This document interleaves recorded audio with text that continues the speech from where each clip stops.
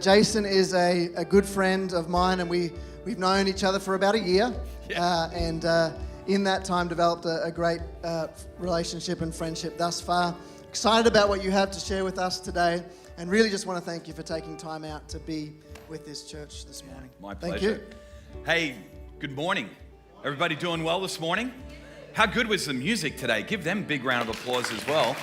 Thank you guys for everything that you do here. As Ben said, my name's Jason, and I'm just going to go ahead and get rid of something that's pretty awkward in the room, and you're going to start wondering over the next few minutes, where is this guy from? Because his accent is really mixed up. I call it like the Russell Crowe version of the Australian accent. Born in Australia, but spent way too much time in the United States. And so because of that, I have this mixed up version of the Australian sort of American accent. My mum and dad moved to Australia in 1972, and I was born in Adelaide a few years after that. And my mum and dad have been involved in church ministry for over 50 years in Australia, which is just crazy to think about. And so now, when I travel around and I speak in different places, oftentimes somebody will come up to me and say, "You preach just like your dad, but with an Australian accent. That's really weird." I want you to do something really quickly for me. I would love it if you would take out your phone, because I want to get to know you a little bit, just as I shared a little bit about myself with you. And I want to do a quick survey. So do me a favor, take out your phone, and I want you to text this number, okay? We're going to bring it up on the screen. And I want to answer a question this morning, okay? We've got some Blues supporters. They're not even texting, they're just yelling it out. Classic New South Welshmen, so rude, not even following direction. I say this because I actually moved to Sydney when I was 5 years old, and I'm a Blues supporter. I hate to say that, because I'll tell you why I hate to say that. I'm worried that whether you're watching online or you're in the room, you now are going to tune out to the rest of everything I say this morning. So please stay with me, even if you're not a Blues supporter. Okay, people are texting in. We've got all sorts of, mostly Queenslanders or Maroons. Some people are just saying hi, which is great. Some people are saying, "I don't give a rip about sports." That's also great as well. You are all welcome here. Everyone belongs, whether you're a New South Welshman or a Queenslander, love sports or hate sports. And now we've got people calling in, which is also fun too, which is why I silence my phone, because I know this trick, all right? All right, now, second question, all right? Second question is this. Who's going to win game one, though, all right? Be honest. Who do you think's going to win game one? All right, still think Queensland, okay? Go ahead and text that in, all right? Bunch of people saying Queensland, a few honest people saying New South Wales. I like that. All right, last question. You got to be quick with these, all right? Actually, it's not the last, it's the second to last. Next question is, what do you think the series score will be? Do you think it's a 3-0 like a whitewash? Oh, yes. Yeah? Some of you think, oh, yes, okay. How many people think, it's going to be 2-1 probably? New South Wales will probably at least win one game. Raise your hand if you think New South Wales is going to win at least one game, okay? Remember, we're in church, folks, all right? You don't want to get struck by anything, okay? They're going to probably win at least one game. Now, final question, and this one is for all the marbles. Actually, it's for all the Tim Tams. I brought a packet of Tim Tams with me this morning, which, by the way, thank you for your generosity, because the church actually gave me these in the room that I'm staying in, so you can tell how cheap I am. I brought them to give away now, back to you as a church, all right? Here's the final question of our survey this morning, and I'm going to jump on my phone to make sure that I get the right and the first person who can text in the name of the sport that uses this equipment right here. Text in. Okay, we've got one. All right, here we go. The number is 0488 314 109. Who's that? In the sound booth. Okay. And is it Caleb? Is that right? Yeah, Caleb, congratulations. You can come on down and grab. Caleb answered the question with one word. Actually, you put a space in between it, so technically it's not correct. But this is a pickleball paddle. One word, pickleball paddle. Now, any pickleballers in the room? Anybody a pickleballer? Anybody like to play pickleball? I heard through we've got a couple, somebody up. I heard through the grapevine that there's a lady that comes to church here who's a pickleball fanatic. And for those of you that are not familiar with pickleball is a very simple racket sport. In fact, I would say it's probably the most accessible racket sport on the planet. Doesn't matter how old you are or how young you are, pickleball is a sport for all. And it's a very simple racket sport to be able to play. The reason I bring up pickleball, though, is because I have become, over the last 5 years, a fanatic of pickleball, so much so that when I moved back to Australia 3 years ago, from having lived overseas for more than 15 years and where I learned to play pickleball, one of the first things I did when I got back to Australia was I began to search for where to play pickleball in the area that I lived in. Here was the unfortunate thing that I discovered. I had to travel more than 30 minutes to find anywhere to play pickleball. I would drive 40 minutes sometimes 45 minutes, or maybe even an hour sometimes to play pickleball. And so finally, I had been driving to play, telling my friends about it, trying to get them to come with me to play. I finally said, you know what, I'm gonna teach a few of my friends how to play pickleball in my area. I took one friend a week before Christmas last year to a tennis court, taught him very quickly the game of pickleball, and he immediately said, Jason, this thing is so much fun. It's so addictive. I reckon everybody in the area would love to play. 3 weeks later, we had 20 people playing pickleball.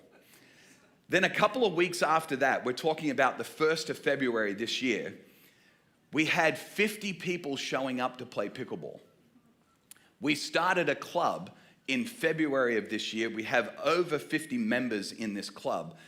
And this week, I began to sit down with some people to talk about how can we expand our club and how can we make pickleball more accessible to more people.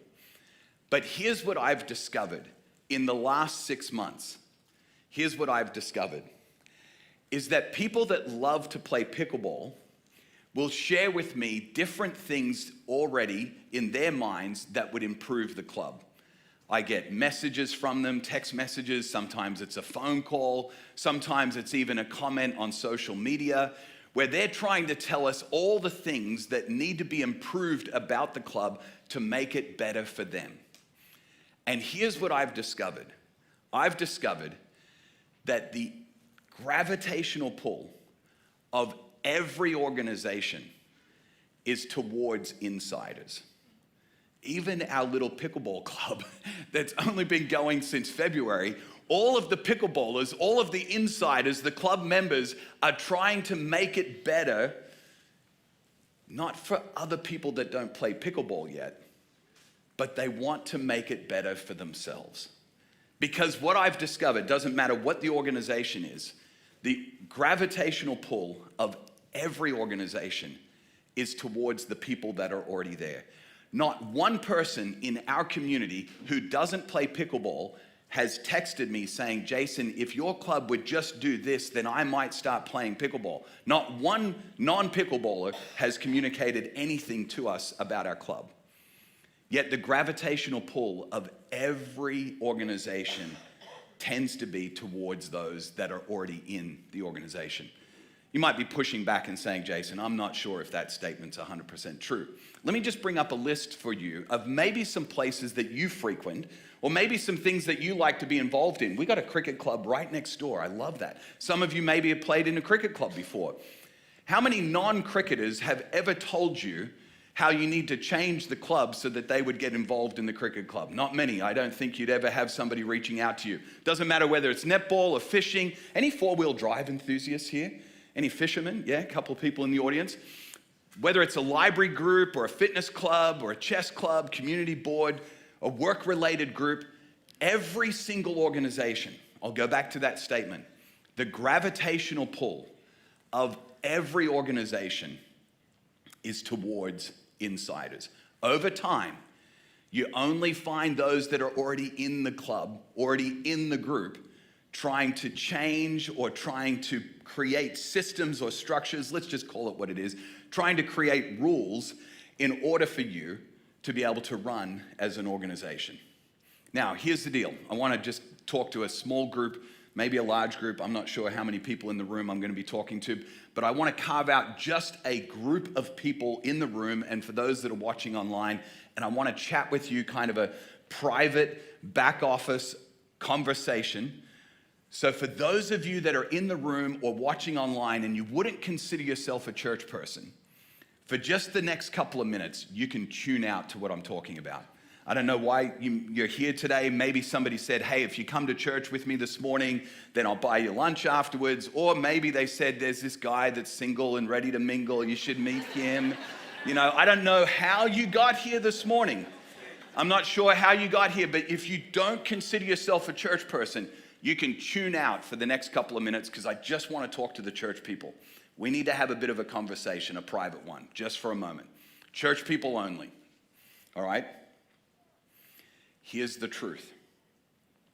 Not only is the gravitational pull of every organization towards insiders, but the frank truth is this, that the gravitational pull of every church, which is an organization, tends to be towards insiders. People that are already in the church are the ones who email the people that lead the church with all the things that need to be done. Rarely do you get an email as a leader at a church from somebody that doesn't come to your church and says, you know what, if you did this in your parking lot, our family would love to come to your church. You never get that kind of email. You never get an email from somebody that doesn't come to your church in the community that says, you know what, if you did this with your kids' ministry, with the thing you do with children on Sundays, our family would like to start coming and bringing our kids along. But I tell you, you get those kinds of emails from people that are already inside the church about what they want for their family, or maybe the parking spot that they would like to have. Even at our pickleball club, we have people talking about our parking lot and where they'd like to park. It's the craziest thing. And it's only been 4 or 5 months because the gravitational pull of every organization, including churches, unfortunately, is towards the insider. Now, here's some good news. If you tuned out because you don't consider yourself a church person, I want you to go ahead and finish making that cup of coffee and get back to your computer if you're watching online, or if you're in the room, tune back in, because that was kind of the church person conversation over. Here are some quotes that I oftentimes hear from church people, though, because I work with a number of churches and a number of leaders. They oftentimes will say things like, that's just the way we do things around here. They'll say, Jason, I know that you point out this about our church, and I know that that's kind of an insider thing, but that's just the way we do things. Or my favorite one, I've heard this one a lot of times, is we've always done it that way. We've just always done it that way. See, the gravitational pull of every church is towards insiders. And it's actually been a problem from the very beginning of church. If you're not a church person, or maybe you are a church person, you may not be aware of this, but today is what in the church world people call Pentecost Sunday.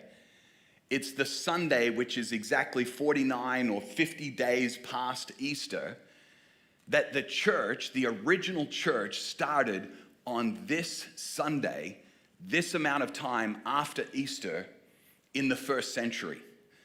Jesus was crucified, then he was buried, and then he came back to life. And I know that if you're not a church person, or you wouldn't call yourself a Christian or a follower of Jesus, that idea of somebody coming back to life, like that's a big stretch maybe for you. That definitely is one of those ones that I wrestled with as I became a follower of Jesus. Is it possible that somebody could really come back to life? But after he came back to life, historians tell us that there was a period of time, about 50 days, and then in Jerusalem, those that were followers of Jesus, something happened on this Pentecost Sunday that changed the world forever.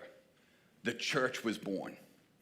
And so we celebrate today, Pentecost Sunday, as kind of the Sunday in which the church started all those years ago, 2,000 years ago, in the city of Jerusalem, and it took off like wildfire from there. The most incredible stories over the next 15 to 20 years, it literally, this message of Jesus, his death, his burial, and his resurrection, it took off around the then known world. And then all of the sudden, in a little part of Assyria, there rose up a group of people, insiders, who started to see what was happening in the church, and they began to not text, because they didn't have text back then, but they began to talk with those that were leaders in the church, and they began to say, you know what? There are some things that are not quite right with the organization. There are some people that are getting into the organization that we don't necessarily think should be in this organization. There was a guy named Luke, one of the first followers of Jesus in the first century, who recorded for us the things that happened in Jesus' life. And he took a lot of time to record all of the details that happened not only in Jesus' life, but then he had a friend named Theophilus who he decided he would record all of the things that happened after Jesus' life when this thing called the church took off on Pentecost Sunday. And he recorded with detail so that all of us, those of us in the room and those that are watching online, could have an understanding of what happened at the very beginning of the church. And just like today, every church has a gravitational pull towards insiders. Even those in the first churches struggled with the same thing. It's not a new problem. It's been around for centuries now. But yet this early church gives us a solution that Luke records for us that I think could be powerful for all of us in the room and watching online today. Here's how Luke records the story. Luke records this story, and he says this, that there were certain men which came down from Judea who taught the brethren and said, except ye be circumcised after the manner of Moses, you cannot be saved. Let me explain to you who these men were. These men were actually 300 miles away from this place, and they heard about some things that were happening, and so they took the time. You can imagine 300 miles in those days on foot would have taken them a long period of time to get there, because they heard that there were groups of people that were being allowed into the club, they were being allowed to play pickleball, they were being allowed to come to church, and yet they hadn't passed all the requirements that they thought needed to be passed in order for these people to be a part of the club. Now, don't want you to imagine in too much detail, but we require a certain amount of things at pickleball. We require that you use a pickleball paddle. We require that you play on the court that's marked out. We require that you play with a pickleball ball. That's about it. In fact, if we had a little medical van outside of pickleball that required men especially to go through a procedure before they could even come in and play pickleball, we wouldn't have a pickleball club. Aren't you glad that in the first century, some people didn't listen to these men? Because men today, you may have seen a medical van out the front of the church before you got to come in this morning. We laugh, but that was their reality. Listen to the story as it goes on. Luke continues. He says this, that when therefore Paul and Barnabas had no small dissension and disputation with them. I love that. That's like old English language for they were really ticked off. All right, we can't use those kinds of words in church, but those kinds of words, that's what Paul and Barnabas were thinking. They determined that Paul and Barnabas and certain others of them should go up to Jerusalem. Remember, back to Pentecost Sunday, that's where this whole thing called the church started. That they should go back to where it started, to the apostles and elders. That's basically like the committee that run our pickleball club. That's me and a couple of other friends, basically. Go back to Jerusalem, back to where it all started. Go back to the guys that got this thing started in the first place.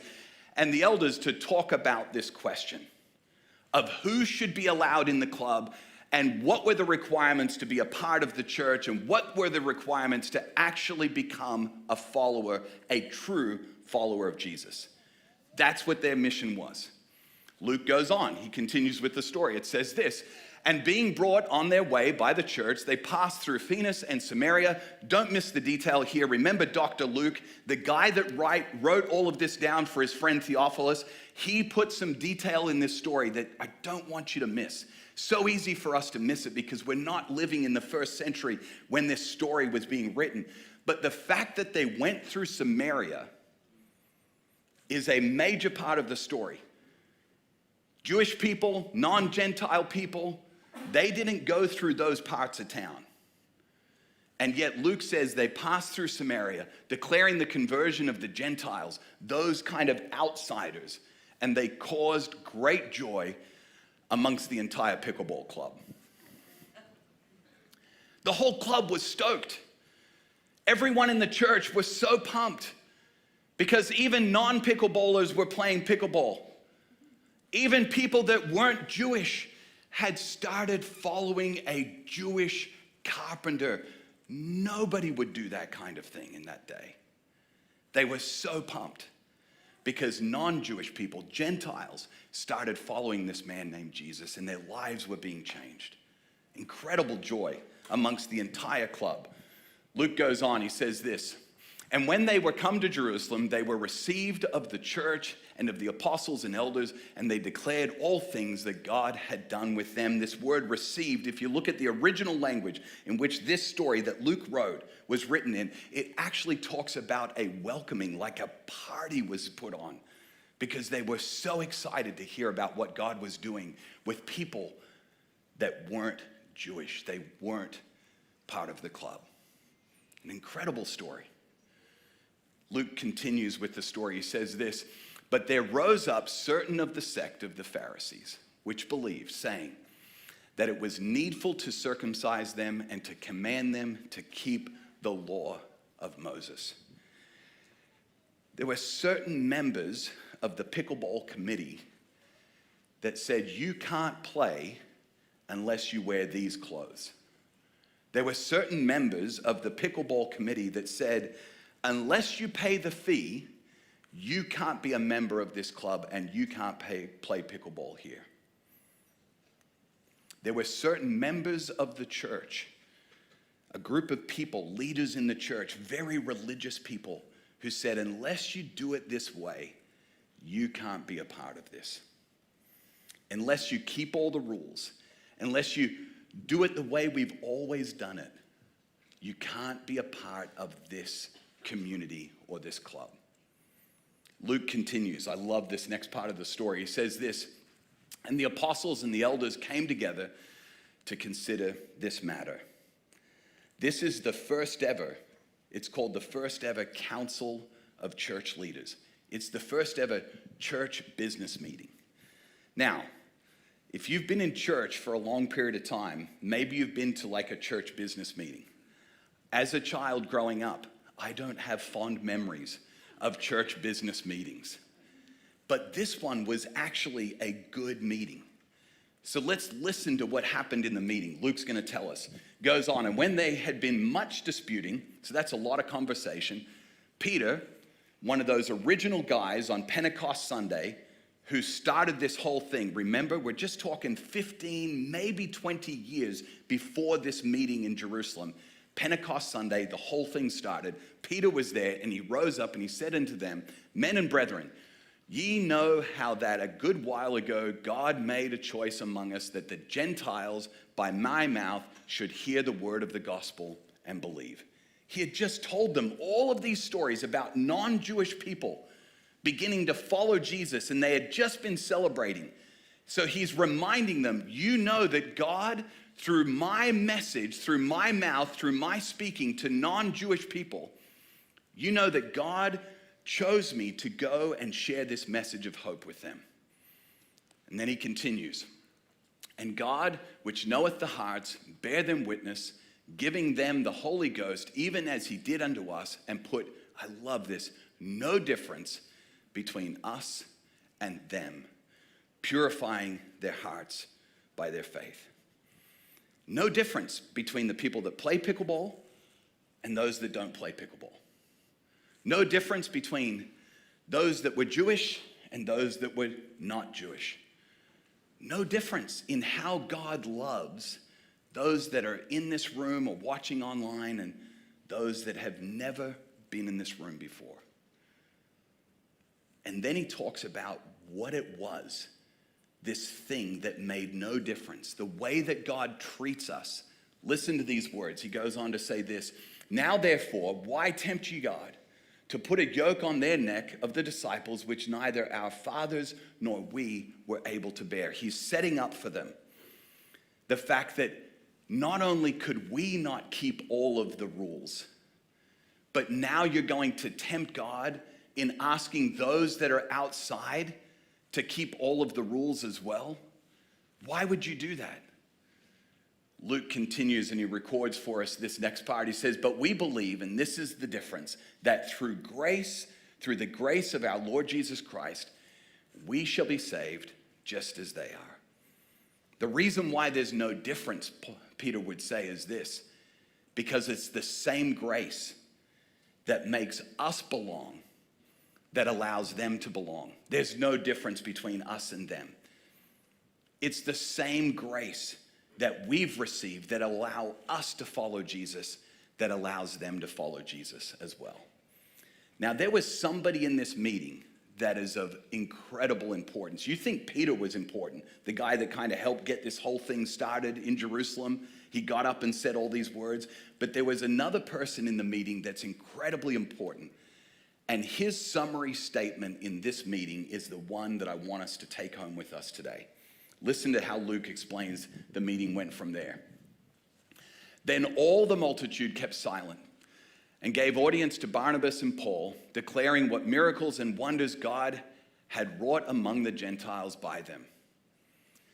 And then after they had held their peace," here's the significant guy in the meeting, "James answered, saying, 'Men and brethren, hearken or listen to me.'" This guy, James, brother of Jesus, in the meeting. I imagine sometimes growing up as James. And your brother, as you're growing up and you're beating him at pickleball, says to you, "Do you know who I am? I'm like a big deal. I'm the Messiah." And James, I can imagine, probably thinking to himself, "No, if you were the Messiah, I wouldn't be able to beat you at pickleball." And yet James, in this meeting, think about this for a moment, the brother of Jesus, what would you have to do, or what would your brother have to do to convince you that he truly was the Messiah? Think about that. James, the brother of Jesus, I imagine when Jesus came back to life, all of a sudden James is like, "Oh yeah, he really was who he said he was." He had witnessed everything that Jesus did. And then listen to the summary statement of James in this meeting. After everyone has been talking, after all the conversation, after Paul and Barnabas sharing everything that's happened, after Peter's statements and everybody else talking in the meeting, James almost, it's like he stands up and he says, "Okay, hey, just listen for a second. Listen to the summary statement." James says this, "Wherefore, my summary or my sentence is this, that we trouble not them which from among the Gentiles are turned to God." This is essentially what James is saying. James, the brother, is saying this, that we shouldn't make it difficult for those that are turning to God. We shouldn't make it difficult for those that are turning to God. Doesn't matter who they are. We shouldn't make it difficult for those that are turning to God. So here's the obvious question. I'm sure this was a question that they maybe asked in the council that day. Here's the obvious question. Are we as a church doing anything that makes it difficult? How are we as the church making it difficult for those that are turning to God? But you know, when I think about that question, it's so easy for me to talk about what the church is doing. But remember, the church doesn't make decisions. The church is not a person. It can't make it difficult. It's made up of all of us. So really the question is not what is the church doing that's making it difficult for those that are turning to God. The real question should be, what am I doing? What am I doing to create hurdles for people that are turning to God? In my life, I have inadvertently, unknowingly created some hurdles. We've actually got a picture of some hurdles up here on the screen. People trying to run down the track to finish the race. And I unknowingly have created hurdles for people that are turning to God over the years. Sometimes it's the language that I use. I assume that they understand who Theophilus was and who Luke was and who Joseph was, which, by the way, there's a lot of Josephs. Are you talking about the Old Testament Joseph, the New Testament? Which one are we talking? I've just used language over the years. This is the way, if I ask the question, how am I making it difficult for those that are turning to God? This is one of the answers I would say. I've oftentimes used language that just makes it difficult for people. Sometimes for me, the hurdles that I've created was perhaps a certain lifestyle requirement. That I thought in order to be a follower of Jesus, this is the lifestyle that you have to live. I don't know what the answer to this question is, but I think we all have to ask this question. How am I creating hurdles for those that are turning to God? How am I creating hurdles for those that are turning to God? I want to pray for you as you leave today with this question. But before I pray for you, I want to encourage you as a church. As I flew into Rockhampton yesterday, and as I've been doing a little bit of research online about Rockhampton in this area, here's what I've discovered. The beginnings of this area, there were a lot of churches in this area to begin with. But what I've discovered is that about 10% of the people in this city see any real relevance with being a part of a community like this on a regular basis. So there's about 90% of the people in this community who see some sort of hurdle in being connected, not to pickleball, as much fun as that is, something way more important than that. A life-giving place where they can belong and a place where they can meet Jesus, who transforms people's lives. When I think about James, I think that summary statement that he said, let's not make it difficult for those that are turning to God. I think he said those words because he knew his brother Jesus removed every hurdle for those that wanted to turn to God. In fact, he removed the greatest hurdle, the hurdle of sin in our lives. By going to the cross, dying in our place, defeating death and defeating sin by coming back to life, Jesus removed the greatest hurdle of all for those that are turning to God.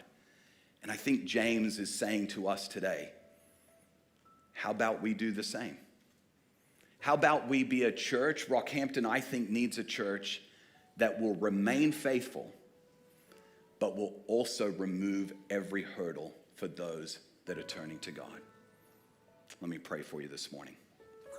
God, thank you for preserving this text from Luke, who recorded what happened in that first meeting where they resolved the same struggle that we all have in churches, that gravitational pull towards insiders. God, I thank you that James stood up and shared with us this important truth that we shouldn't make it difficult for those that are turning to God. I pray, God, right now, that through the power of your Holy Spirit, you would help us to answer the question, what hurdles am I creating for those that are turning to God? What hurdles are we maybe creating as a church? God, help us to be the kind of church that remains faithful to the message of salvation, but also removes the hurdles for those that are turning to God. I pray this in Jesus' precious name. Amen.